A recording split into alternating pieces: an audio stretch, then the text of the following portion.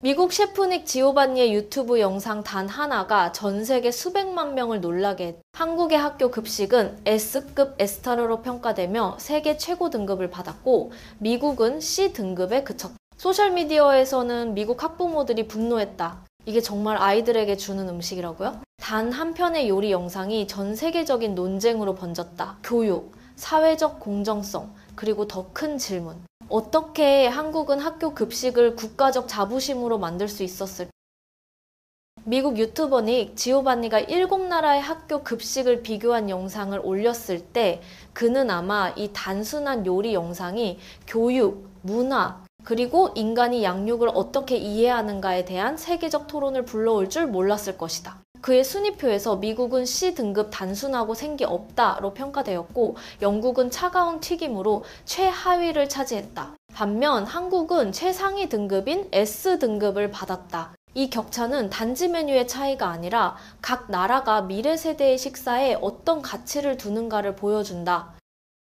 한국에서 학교 급식은 단순한 점심시간이 아니라 인간 중심 교육의 연장선이다. 모든 식사는 신선하게 조리되며 영양과 맛의 균형이 철저히 맞춰진다. 각 식판에는 밥, 국, 주찬, 3, 4가지 반찬, 그리고 후식이 포함되며 뜨거운 것은 뜨겁게, 차가운 것은 차갑게라는 원칙 아래 매일 아침 현장에서 직접 만든다. 식재료는 먼 산업 유통망에서 오는 것이 아니라 누가 먹는지 알고 있는 지역 농가에서 온다.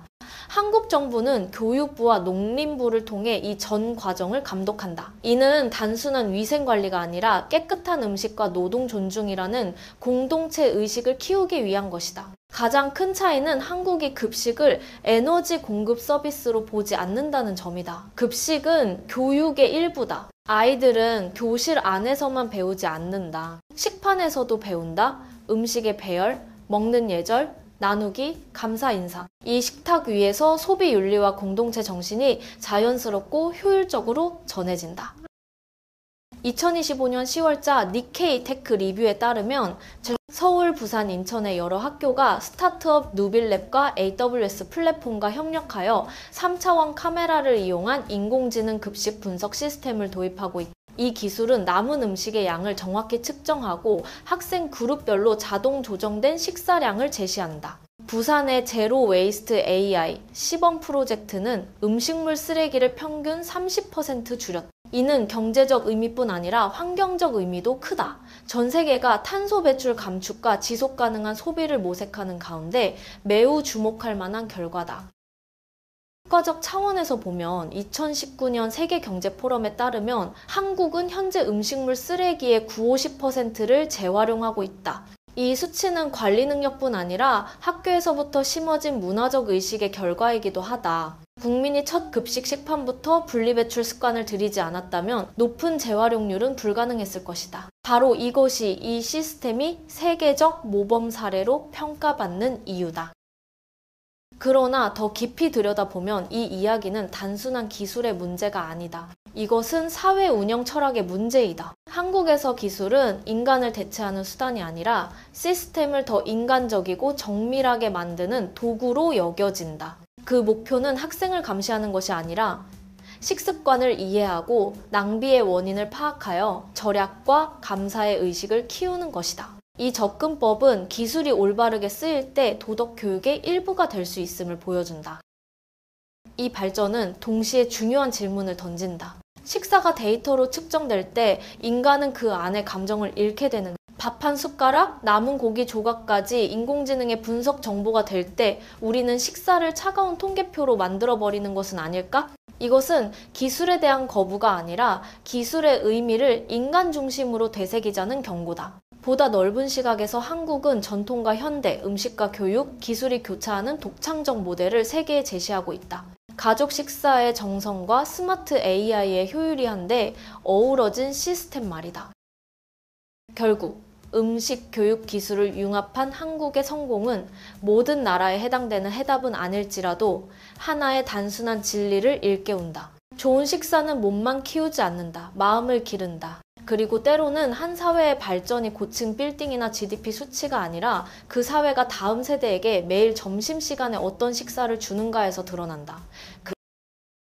S급 급식이라는 명칭 뒤에는 단순한 맛과 정성만 있는 것이 아니라 데이터와 기술, 그리고 삶의 철학으로 운영되는 교육 모델이 존재한다. 여기서 식사는 단순히 에너지를 보충하는 시간이 아니라 학습 과정의 일부이다. 학생들의 건강, 취향, 심지어 식습관까지도 인공지능 시스템이 수집하여 계절에 따라 메뉴를 조정한다. 각 식판이 충분한 영양을 제공하면서도 낭비를 최소화하기 위해서다. 이것은 한국이 그린 에듀테크를 어떻게 이해하고 있는지를 보여준다. 그것은 단순한 기계가 아니라 인간이 더 의식적으로 살아가도록 돕는 도구이다. 그러나 기술보다 더 중요한 요소는 철학에 있다. 많은 학교에서는 급식을 특별한 수업 시간으로 본다. 학생들이 스스로 음식을 나르고 자리 정리를 하고 쓰레기를 분리하며 조리사에게 감사 인사를 전한다. 이러한 작은 행동들이 함께 식사하는 정신을 기르고 이는 곧 타인을 존중하는 법을 배우는 과정이 된다. 아마도 그렇기 때문에 많은 학부모들은 이것을 단순한 영양 공급이 아니라 도덕 교육의 확장으로 여긴다. 한 어머니는 SNS에 이렇게 썼다. 우리 초딩들도 급식 맛있다고 3그릇 먹고 왔다고 해요. 내 아이도 급식이 너무 맛있어서 3그릇이나 먹었다고 했어요. 또 다른 이는 이렇게 댓글을 남겼다. 무상급식과 산지직송, 정치의 쾌거임. 무상급식과 신선한 농산물 공급, 그것은 정치의 큰 성과이다. 이런 단순한 공유의 글들이야말로 좋은 식사가 단지 몸을 채우는 것이 아니라 사회적 정신을 길러준다는 국민적 믿음을 반영한다. 국제적 시각에서 볼 때 이 모델은 여러 나라의 주목을 받고 있다. 미국에서는 인공지능 낭비 방지 개념이 일부 시범학교에서 연구되고 있지만 여전히 비용과 공동체 의식의 한계에 부딪히고 있다. 유럽, 특히 핀란드와 일본에서는 2025년 스마트런치 프로그램을 통해 기술과 인성교육의 결합에 대한 관심을 보이고 있다. 그러나 전문가들은 한결같이 말한다. 결정적 요소는 센서나 데이터, 알고리즘이 아니라 사람이다. 학생들이 과연 함께 먹는 의미, 음식과 조리사를 존중하는 가치를 진정으로 이해하고 있는가 하는 것이다. 그래서 한국의 학교 급식은 흥미로운 증거가 된다. 인공지능은 조력자에 불과하며 그 중심에는 식글을 통한 교육이라는 철학이 자리한다. 한 사회가 아이들에게 먹는 것 또한 책임 있는 행동임을 가르칠 때 아무리 정교한 기술이라도 본질은 부차적이 된다. 진정 중요한 것은 감사의 마음과 사람 사이의 연결을 어떻게 길러내느냐이다. 한국의 학교 급식을 본 세계의 반응은 놀라움, 감탄, 그리고 깊은 성찰이 뒤섞인 감정의 연속이었다. 전 세계 급식 비교 영상이 퍼지자 많은 서구 교사와 학부모들이 눈을 의심했다. 서울에서 근무 중인 미국인 교사는 이렇게 인정했다. 내 어린 시절 미국의 급식은 가공식품이 대부분이고 신선하지 않으며 설탕과 소금이 많았다. 그러나 한국에서는 모든 음식을 매일 신선한 재료로 현장에서 직접 조리한다. 차이는 단순한 맛이 아니라 그 이면의 철학에 있다. 많은 나라가 급식을 학교의 부속 서비스로 본다면 한국은 그것을 인성교육과 공중보건의 일부로 여긴다. 그들에게 식사는 서비스가 아니라 수업이다. 아이들이 노동의 가치를 배우고 음식의 소중함을 이해하는 시간이다. SNS에서는 수천 명의 미국 학부모들이 놀라움을 표했다. 우리는 급식비를 내는데 아이가 받은 거는 냉동식품뿐이야. 학생들 또한 한국 학생처럼 먹고 싶다고 목소리를 내기 시작했다. 세계화 시대의 젊은 세대에게 몇 분짜리 영상만으로도 상대적 박탈감을 느끼는 것은 자연스러운 일이다. 그러나 그 질투 뒤에는 현실적인 질문이 있다. 이 모델을 미국이나 유럽에서도 적용할 수 있을까? 많은 전문가들의 대답은 쉽지 않다이다. 미국은 다인종 사회로 종교, 문화, 식습관의 다양성이 크다.